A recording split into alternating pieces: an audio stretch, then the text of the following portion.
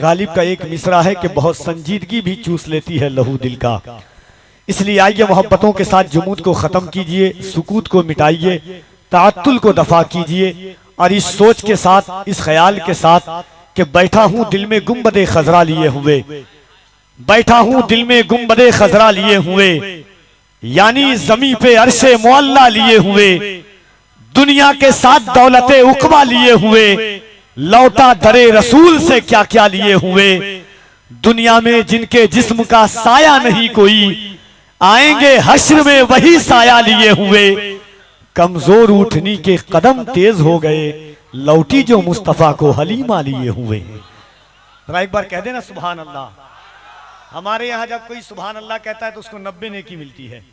آپ کے یہاں ملتی ہے تو ایک بار محبت سے دونوں ہاتھوں کو اٹھائے کہہ دیں سبحان اللہ. دنیا کے ہر انسان کی بات جھوٹی ہو سکتی ہے, میرے حضور کا فرمان کبھی جھوٹا نہیں ہو سکتا. میرے آقا فرماتے ہیں جو ایک بار سبحان اللہ کہتا ہے اللہ اس کے نامہ اعمال میں 90 نیکیاں لکھ دیتا ہے. حضور فرماتے ہیں جو سبحان اللہ کہتا ہے اللہ اس کے نام کا ایک درخت لگا دیتا ہے جنت میں. اللہ رب العزت جب بندہ سبحان اللہ کہتا ہے تو اللہ فرشتوں سے کہتا ہے فرشتوں میرا بندہ کیا کہہ رہا ہے. فرشتے کہتے ہیں مالک تیرا بندہ کہہ رہا ہے کہ اللہ پاک ہے. اللہ کہتا ہے فرشتوں گواہ ہو جاؤ, میرے بندے نے مجھے پاک کہا ہے, میں نے اپنے بندے کے دل کو پاک کر دیا ہے. تو ذرا محبت کے ساتھ دونوں ہاتھوں کو اٹھائیے اور پورا مجمع دل لگا کر کہہ دے سبحان اللہ, اور ذرا میٹھی آواز کے ساتھ کہہ دے سبحان اللہ. کوئی بڑی دعا تو نہیں, اتنا تو میں ضرور کہہ سکتا ہوں آپ کے بارے میں اور تخیلات کے بارے میں کہ عوالی شان محلوں میں بھی جی میرا نہیں لگتا, مدینے کے سوا کچھ بھی مجھے اچھا نہیں لگتا, مدینے کی زیارت کو ظفر تقدیر لگتی ہے, وہاں کی حاضری کے واسطے پیسہ نہیں لگتا. مدینے کی زیارت کو ظفر تقدیر لگتی ہے.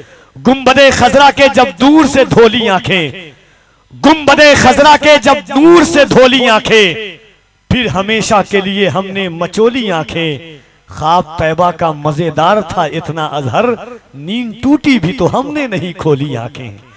تو ذرا محبت کے ساتھ دونوں ہاتھوں کو اٹھا کے کہہ دیجئے یا رسول اللہ. ایک بار میں چاہتا ہوں کہ ادے گنج 20 سال کے بعد, جیسے مجھے بتایا گیا 20 سال کے بعد جلسہ ہو رہا ہے یہاں پہ, اور علماء کرام کی تشریف آوری. ایک نعرہ تو سنیت کی جان ہے.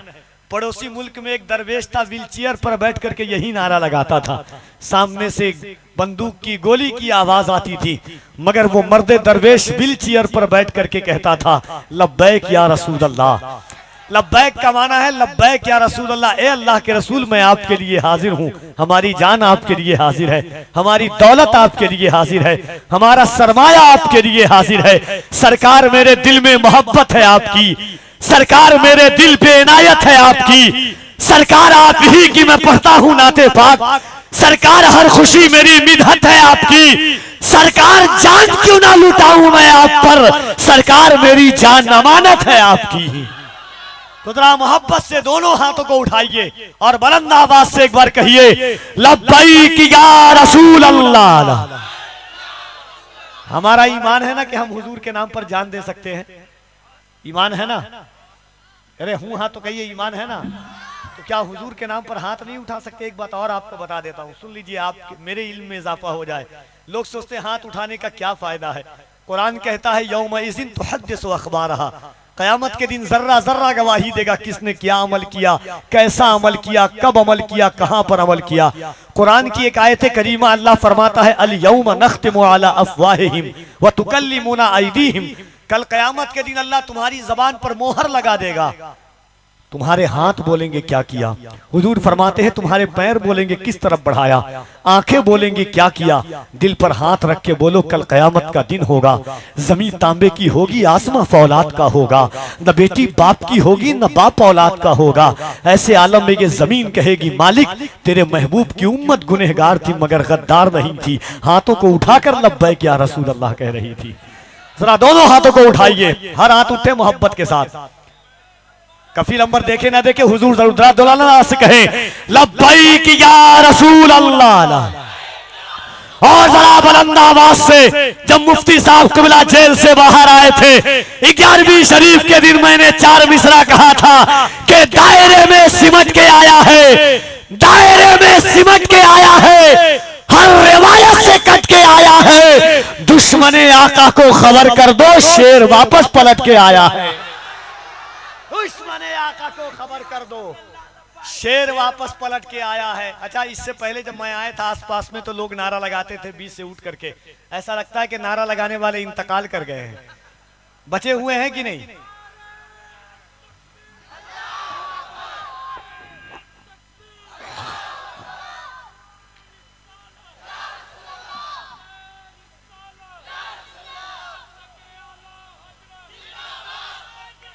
जरा दोनों हाथों को उठाएं इस ख्याल के साथ कि अगल बगल में नरसिम्हानंद की बची खुची औलाद हो तो आवाज सुनकर खुदकुशी करने पर मजबूर हो जाए।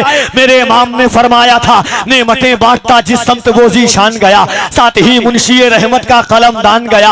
आज ले उनकी पना, आज मदद मांग उनसे, कल न मानेंगे कयामत में अगर मान गया। उन्हें जाना उन्हें माना, न रखा गैर से काम, लिल्लाहिल हम्द में दुनिया से मुसलमान गया। मुफ्ती आजम फरमाते हैं, ये एक जान क्या है अगर हो करोड़ों, तेरे नाम पर सबको वारा करूं मैं। ताजुश शरिया कहते हैं, जिंदगी ये नहीं है किसी के लिए, जिंदगी है नबी की, नबी के लिए। कारी मोहम्मद अली ज़ुहूरी ने कहा था, ये आरज़ू नहीं के दुआएं हजार दो, पढ़कर नबी की नात कब्र में उतार दो। ये जान भी ज़ुहूरी नबी के तुफैल है, इस जान को हुजूर का सदका उतार दो। फिर नसीरुद्दीन नसीर ने कहा था, एक मैं ही नहीं उन पर कुर्बान जमाना है, जो रब्बे दो आलम का महबूब यगाना है। इज्जत से न मर जाए, इज्जत से न मर जाए, इज्जत से न मर जाए, क्यों ना मैं मोहम्मद पर एक दिन हमें दुनिया से यूं भी तो जाना है। जरा दोनों हाथों को उठाइए और बुलंद आवाज से दिलबर शाही से पहले लब्बैक का नारा लगाइए। हर हाथ उठे मोहब्बत से, लब्बैक या रसूल अल्लाह, लब्बैक या रसूल अल्लाह, लब्बैक या रसूल अल्लाह। इन अशार के साथ आवाज देता हूं कि सुरखरू होने का सामान भी दे सकते हैं, सुरखरू होने का सामान भी दे सकते हैं, जिंदगी को नया उन्वान भी दे सकते हैं। ये मेरी कौम का बच्चा भी सदा देता है, हम मोहम्मद के लिए जान भी दे सकते हैं।